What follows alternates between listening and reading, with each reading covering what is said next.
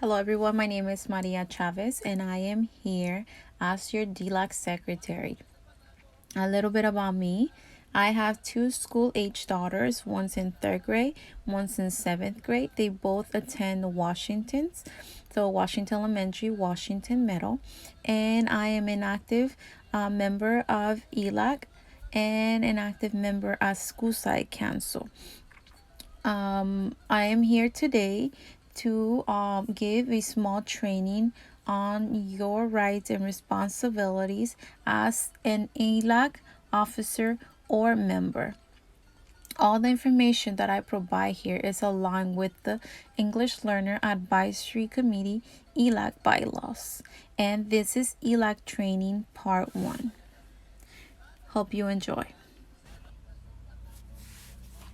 This is ELAC training part 1 and I will be covering the following items. What are ELAC responsibilities?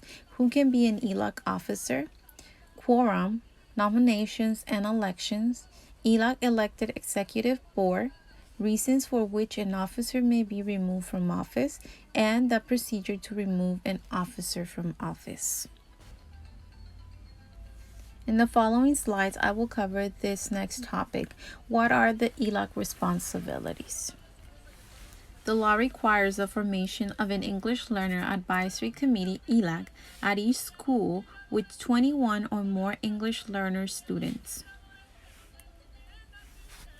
ELACs will assist the principal in the development and implementation of an appropriate training program that will empower members to exercise their responsibilities according to state guidelines, as well as California state and federal law and relevant district policy. ELAC will advise the principal during the development and process of the school's single plan for English learners, which will be included in the SEPSA document.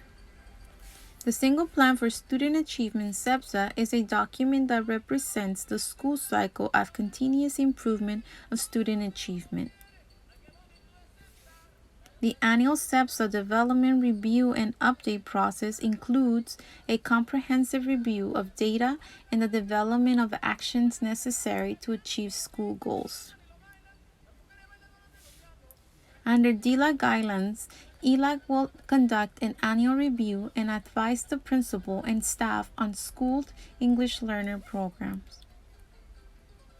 ELAC assists the school in conducting the needs assessment for SEPSA. ELAC must review the English language census every year. And ELAC advises the School Site Council on the development of the Single Plan for Student Achievement SEPSA. In the following slides, I will review the next item. Who can be an ELAC officer? Officer positions are only for parents or guardians of English learner students. ELAC parents must represent the same percentage as the school population of English learners. For example, if 25% of the student population are English learner, the same percentage of English learner parents must represent ELAC membership. If the minimum English learner percentage is met as required, other ELAC members may be parents or guardians of non-English learner students, school personnel, or community members. All ELAC members have the right to vote and participate in each and every one of the committee's discussions and activities.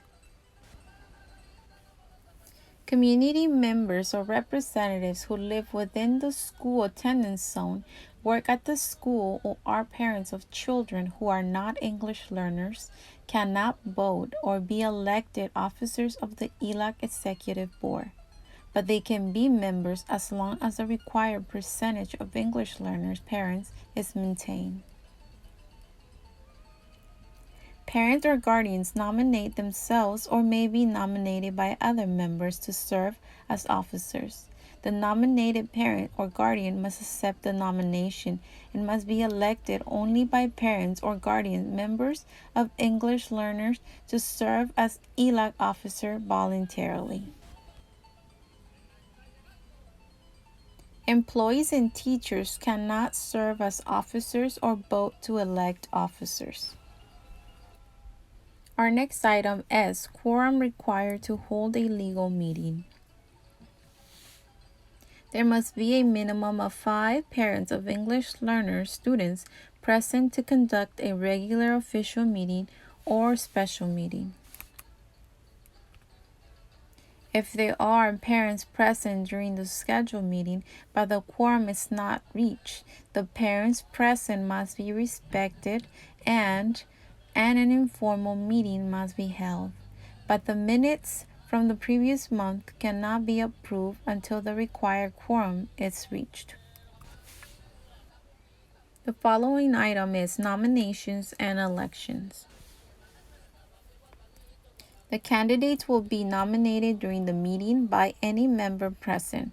All candidates must be parents or guardians of English learner students and must be present at the time of nomination. Once all the nominations have been made, the president must declare that the nomination session has been closed. Never force a parent or guardian to serve as an officer on the ELAC committee. That can lead to ELAC functioning problems. As a result, parents lose interest, start being absent to obey responsibility, or lose the parent or guardian altogether, which means they don't show up again for the meetings.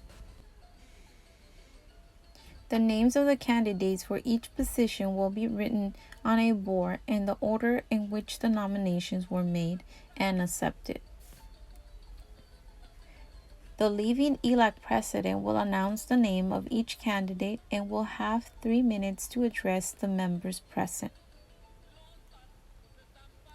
The president will instruct the parents of each English learner student to come to the board to cast their vote by marking under the name of the candidate of choice, except for school employees who will not vote or be elected as ELAC officers. The DLAC representative or the school community assistant will count the votes and declare the winner. ELAC elections will be held every year in April or annually when necessary to fill vacant positions. If for whatever reason the elections were not conducted in April, they must be conducted in May. The newly elected ELAC Executive Board will assume their responsibilities at the beginning of the following school year. No one should serve for more than 2 consecutive terms in the position they have held for 4 years. Each term is 2 years. The former officers must wait 2 years to be elected to the same position. However, the officers may be elected to another position. The Executive Board ELAC will appoint a representative to the school side council. An officer who has stopped attending meetings for 3 consecutive times and the absence is not approved or properly notified to the ELAC board, the position of the officer may be removed, leaving the position vacant. In case an ELAC officer transfers her or his kids to another school in the district, the officer will have the option to end their term at the end of the school year. Otherwise, the position will become vacant and elections will be held according to the guidelines stipulated in the bylaws. After the election, the ELAC elected Executive Board are the President, the Vice President, the Secretary, the Parliamentary, and 3 elected representatives for DLAC. ELAC officers will have the option to fill additional DLAC representative positions in the event that other parents are not available. The previous Executive Board ELAC will serve as advisors to the new group. Reasons for which an officer may be removed from office. Any officer who does not comply with the bylaws will be removed from office at a regularly scheduled meeting or a special ELAC meeting. The ELAC members' sign-in sheet is strictly for use of ELAC officers and not for personal or commercial purposes, which means that this contact shall not be shared other than with the elected officers and administrative personnel of the school to send invitations, agendas, and minutes for the meetings. Such violation justifies the dismissal of the officer and the position will become vacant.